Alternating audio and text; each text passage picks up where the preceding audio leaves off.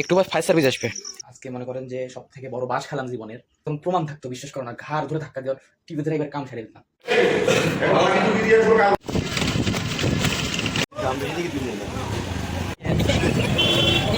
আর আমার হাঁসগুলো কিন্তু মোটামুটি বেশ। আসসালামু আলাইকুম গাইজ, কেমন আছেন? আশা করি সকলেই ভালো আছেন। ঘটনা হচ্ছে আজকে শুক্রবার, কিন্তু তারপরেও আজকে আমাদের অফিসে মিটিং এর জন্য ডাকছে, কারণ আছে।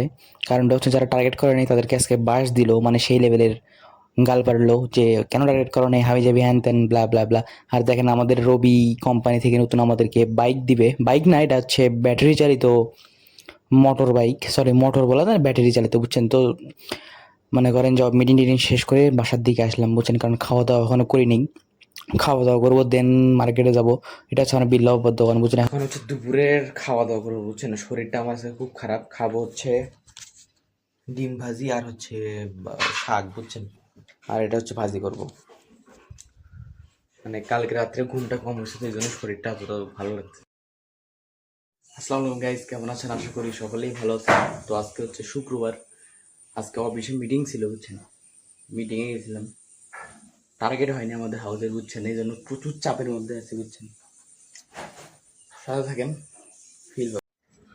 আসসালামু আলাইকুম গাইজ, কেমন আছেন? আশা করি সকলেই ভালো আছেন। তো ঘটনা হচ্ছে কালকে ভিডিও করতে পারিনি, বুঝছেন। কালকে শরীরের অবস্থা খুব খারাপ ছিল। আর কিছু ক্লিপ নিয়েছিলাম, এই ক্লিপগুলো আজকে সংযুক্ত করে দিব, বুঝছেন। তো মাসের হলো আজকে প্রায় 3 দিন বা 4 দিন বাকি আছে। এই 4 দিনে আমার 80টা সিম করতে হবে। 80টা সিম মানে বুঝতেছেন আপনারা, মাথায় নষ্ট।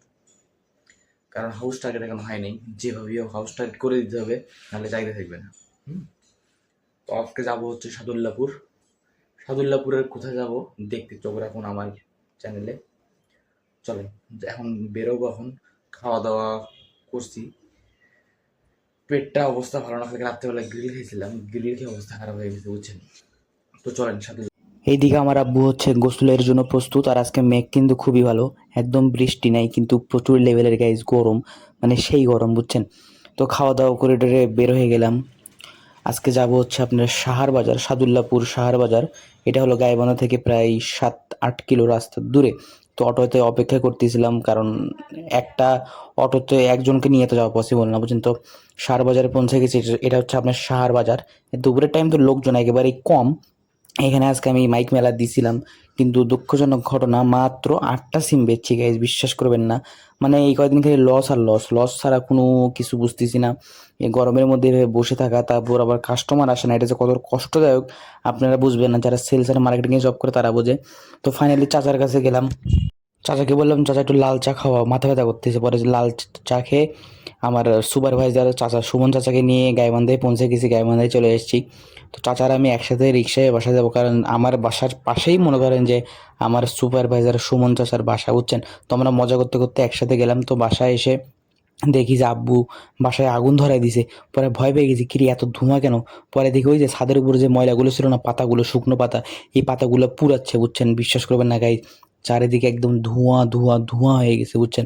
মানে আমি বাইরে থেকে যখন বাসায় ঢুকি তখন মনে করছিলাম যে হয়তো আমাদের বাসায় আগুন ধরে গেছে। আমি ফায়ার সার্ভিসকে ফোন দিব দিব করে, আর বাসায় ঢুকে দেখি না ভাই, কালকে রাত্রেবেলা বাসায় এসেছি, বুঝছেন। বাসায় এসে এমন ঘুম লাগছে, ঘুমাই পড়ছি, বুঝছেন। আর বুঝতেছি না, আল্লাহ মনে হয় এই মাসটা আমার কপাল খারাপ কিছু লিখে রাখছে, বুঝছেন। মানে কোনো কাজই হচ্ছে না, আর শরীরের অবস্থা খুব বাজে, বুঝছেন। যাই হোক, কালকে সাদুল্লাপুর গেছিলাম, আজকে কোথায় যাবো না যাবো এখনো প্ল্যান করি নেই, কিন্তু যাবো। সাথে থাকবেন, কোথায় যাই দেখবেন, মজা পাবেন। আর এখন খাওয়া দাওয়া করবো। আমার বউ রান্না বান্না করতেছে, বুঝছেন। কি রান্না করতেছে এই দেখেন, আমার বউ আজকে নিজের হাতে রান্না করতেছে, কালকেও রান্না করে দিয়েছিল। এগুলো কি পটল আলু সবজি, আর এটা হচ্ছে মাছ। আচ্ছা, এগুলো দিয়ে রান্না করবে আমার বউ, মাথায় নষ্ট। আর আমার হাঁসগুলো কিন্তু মোটামুটি বেশ বড় হয়েছে, বুঝছেন, কারণ দেখে আপনাদেরকে। আর কালকে রাত্রেবেলা এই পাতাগুলো সব পুড়েছে আমার আব্বু, বুঝছেন। আমাদের এই যে ছাদটা আছে না, এই ছাদের উপর অনেক ময়লা জমে গেছিল, এই ময়লাগুলো সব নামায় পুরাই ফেলেছে কালকে রাত্রে। আর আজকে হচ্ছে শনিবার, বুঝছেন। আজকে হচ্ছে শনিবার, আজকের আবহাওয়াটা মোটামুটি। আর এই দেখেন আমার হাঁসগুলো হাঁসগুলো কিন্তু অনেক বিশাল সাইজের হয়ে গেছে। আর দেখছেন, কত ছোটো ছোটো বাচ্চা নিয়ে এসেছিলাম। আর পরে যে 5টা আনছিলাম তার মধ্যে 2টা বেঁচে আছে, এই 2টাও মোটামুটি বড় হয়েছে অনেকটা।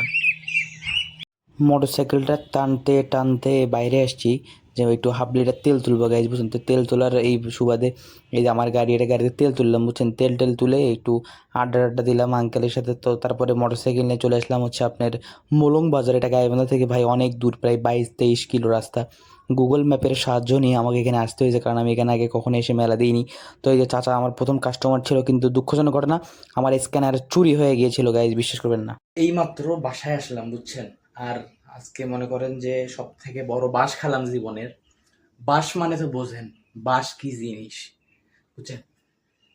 এত পরিশ্রম করলাম, পরিশ্রম করে ফলও আসলো, আবার লসও হলো। আজকে আমাদের যেটাতে ফিঙ্গার নাই ওটা শালা চুরি করছে একদম। কিন্তু আমি জানি কে চুরি করছে, কিন্তু যখন প্রমাণ থাকতো, বিশ্বাস করো না, ঘাড় ধরে ধাক্কা দেওয়ার টিপে ধরে একবার কাম সারে দিতাম। কিন্তু প্রমাণ ছিল না বলে আমি কিচ্ছু করিনি।